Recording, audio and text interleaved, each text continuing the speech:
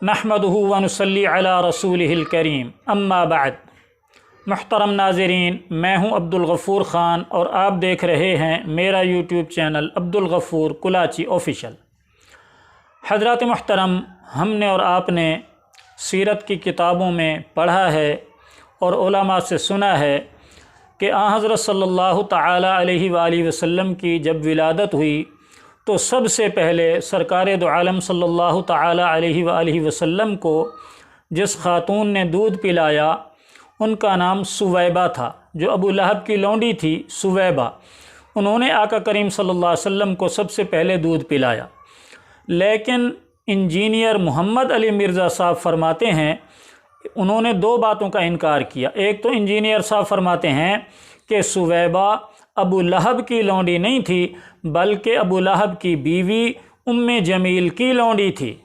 ये जो अबू लहब की बीवी थी ना, उम्मे जमील, बहुत खूबसूरत थी। इसकी एक लौंडी थी सवाइबा। और दूसरा दावा इंजीनियर साहब ने यह किया कि जब अब्दुल मुत्तलिब ने सुवैबा को हायर किया हज़रत सल्लल्लाहु अलैहि वसल्लम को दूध पिलाने के लिए, तो उम्मे जमील ने अपनी इस लौंडी को वापस बुला लिया और सरकार दो आलम सल्लल्लाहु अलैहि वसल्लम को दूध नहीं पिलाने दिया। और बुक्स का ये आलम था कि इसकी एक लौंडी थी सवाइबा, वो अब्दुल मुत्तलिब ने हायर की दूध पिलाने के लिए, वहां पे रवाज था। इसने वो अपनी लौंडी वापस बुलवा ली कि नहीं, मोहम्मद को तो मैं नहीं दूध पिलाने दूंगी। इसने वो अपनी लौंडी वापस बुलवा ली कि नहीं, मोहम्मद को तो मैं नहीं दूध पिलाने दूंगी। तो गोया इंजीनियर साहब ने दो दावे किए। एक दावा ये कि सुवैबा अबू लहब की बीवी उम्मे जमील की लौंडी थी, और दूसरा दावा ये कि उम्मे जमील ने सुवैबा को वापस बुला लिया, हज़रत सल्लल्लाहु अलैहि वसल्लम को दूध पिलाने नहीं दिया। अब हम इंजीनियर साहब के इन्हीं दो दावों को बुखारी शरीफ के सामने रखते हैं कि बुखारी शरीफ के अंदर इन दो दावों के मुताल्लिक हमें कोई रहनुमाई मिलती है या नहीं मिलती। तो नाज़रीन, ये है बुखारी की हदीस नंबर 5101।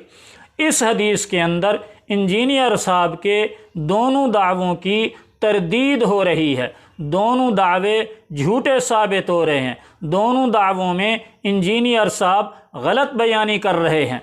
पहला दावा कि वो उम्मे जमील की लौंडी थी, जबकि बुखारी हदीस नंबर 5101 में है कि वो अबू लहब की लौंडी थी। उर्वा जो रावी हैं हदीस के, वो कहते हैं कि सुवैबा अबू लहब की लौंडी थी जिसे उसने आज़ाद कर दिया था। तो पहले दावे में इंजीनियर साहब गलत साबित हुए, झूठे साबित हुए।